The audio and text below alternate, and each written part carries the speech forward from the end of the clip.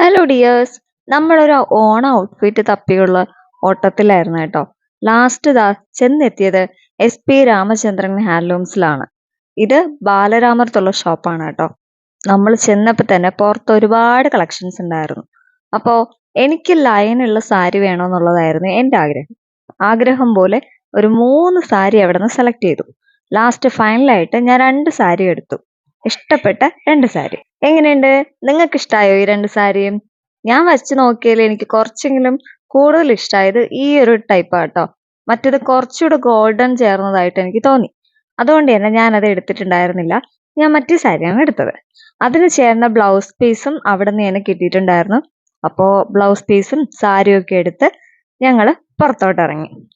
സംഭവം എന്ന് പറയുന്നത് ഈ സാരി തപ്പി പോകാനുള്ള കാരണം എന്ന് പറയുന്നത്, ഓഫീസിലെല്ലാവരും സാരി ഉടുക്കുന്നു എന്ന് പറഞ്ഞപ്പോൾ എനിക്കൊരാഗ്രഹം തോന്നിയിട്ടാണ്.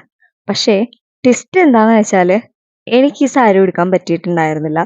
കാരണം പനി പിടിച്ച് വീട്ടിൽ കിടന്ന കാരണം ഓഫീസിലെ ഓണം സെലിബ്രേഷൻ എനിക്ക് പങ്കെടുക്കാൻ പറ്റിയില്ല. അതുപോലെ തന്നെ ഈ മാല എന്ന് പറയുന്നത് കുറേ തപ്പി നമ്മൾ നെയ്യാറ്റിൻകര സെൻട്രൽ ഫാൻസിയിൽ നിന്ന് വാങ്ങിയ മാലയാണ് കേട്ടോ. ഇതാണ് അതിന്റെ സ്റ്റിച്ചിങ് കഴിഞ്ഞിട്ടുള്ള ബ്ലൗസും കാര്യങ്ങളും ഒക്കെ.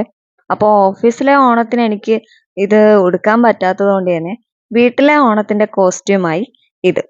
അപ്പോൾ എങ്ങനെയുണ്ട് എൻ്റെ കോസ്റ്റ്യൂം? ഇഷ്ടായോ? ഇത് അമ്മ കേട്ടോ സാരി ഉടുത്തു തന്നത്. എനിക്ക് സാരി ഉടുക്കാനൊന്നും അറിയത്തില്ല. സോ അമ്മയാണ് എനിക്ക് ഈ ഒരു കോസ്റ്റ്യൂം സെറ്റ് ചെയ്ത് തന്നത്. അപ്പോൾ എങ്ങനെയുണ്ട്? കൊള്ളാവോ? എല്ലാവർക്കും ഹാപ്പി ഓണം.